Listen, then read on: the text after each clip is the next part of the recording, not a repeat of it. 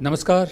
America में Donald Trump की मुसलमानों के खिलाफ नफरत की सियासत का पहला शिकार एक भारतीय बना जो मुसलमान नहीं है। श्रीनिवास कुचिबोटला की हत्या कर दी गई कैंसस शहर में, और हत्या करने वाला गोली मारने के बाद चिल्लाया, लीव माय कंट्री।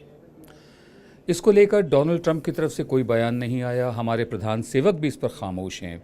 विदेश मंत्री सिर्फ इतना कहकर चुप हो गई कि उन्हें बहुत दुख हुआ और वो उसका मृतक शरीर वापस लाने में मदद करेंगी। लेकिन वेंकैया नायडू को बहुत गुस्सा आ रहा है।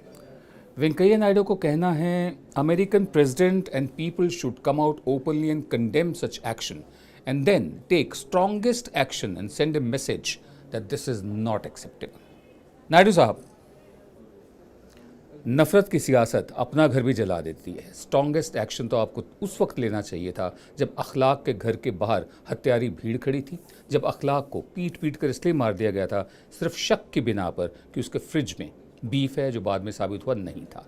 स्ट्रॉन्गेस्ट एक्शन आपको तब लेना चाहिए था जब अखलाक के हत्यारों में से एक रवि सिसोदिया जेल में बीमारी के कारण मरा और उसके शव को, उसके मृतक शरीर को तिरंगे में लपेटा गया, जो गैर कानूनी है, और एक केंद्रीय मंत्री वहां पर श्रद्धांजलि देने पहुंचे।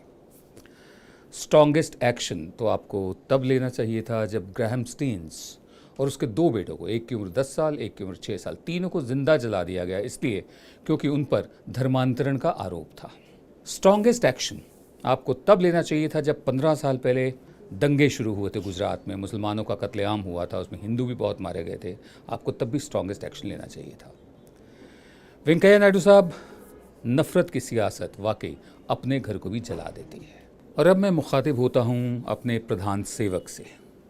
प्रधान सेवक साहब, जिस तरह आपने अखलाक के एक आरोपी हत्यारे की मौत पर अपने केंद्रीय मंत्री को भेजा था, तिरंगे में उसका शव लिपटवाया था, ये सब किया था, कृपया अपने गृह मंत्री से अनुरोध कीजिए, जिनके तहत दिल्ली पुलिस आती है, कि वो लेक्चरर रामजस कॉलेज के जो अस्पताल में भर्ती हैं, जो कभी बाहर आते हैं अस्पताल से फिर जाना पड़ता है, जो कम से कम 1 महीना पढ़ा नहीं पाएंगे क्योंकि एबीवीपी के लोगों ने उनकी पिटाई की थी, अपने गृह मंत्री से कहिए कि जाकर हॉस्पिटल में या उनके घर पर उनको विजिट कराएं, उनका हाल चाल पूछाएं। दिखा दीजिए प्रधान सेवक साहब कि 56 इंच के सीने में दिल कितना बड़ा है।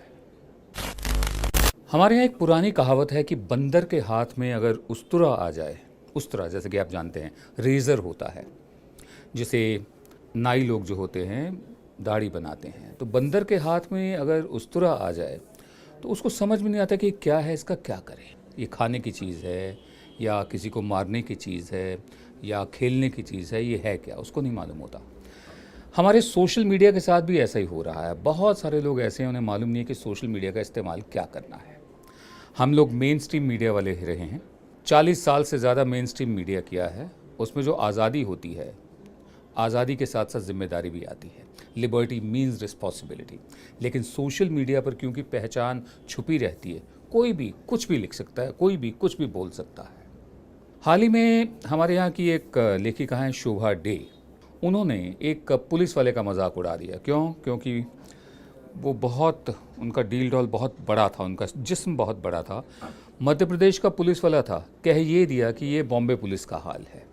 बाद में वो पुलिस वाला कोर्ट गया, उसने बताया कि जब से उसका गॉल ब्लैडर का ऑपरेशन हुआ था, वो उसमें कुछ गलती हो गई थी, उसकी वजह से उसका वज़न बढ़ गया था।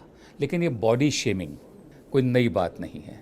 मोटेपन को लेकर मजाक उड़ाया जाता है, गंजेपन को लेकर मजाक उड़ाया जाता है, मतलब जिस्म को लेकर मजाक उड़ाना हमें समझ में नहीं आया। बिल्कुल इसी तरह दिल्ली मेट्रो सेवा में एक वीडियो शूट किया गया जिसमें एक पुलिस वाले को दिखाया गया जो खड़े खड़े ऐसे झूम रहा था। झूमते झूमते वो गिर गया, वीडियो वायरल हो गया, सब ने मान लिया कि ये तो शराब पिए हुए था। दिल्ली पुलिस का आदमी ड्यूटी पर शराब पिए हुए था। हकीकत ये थी कि करीब 2-3 साल पहले उसे स्ट्रोक हुआ था, सलीम नाम है उसका।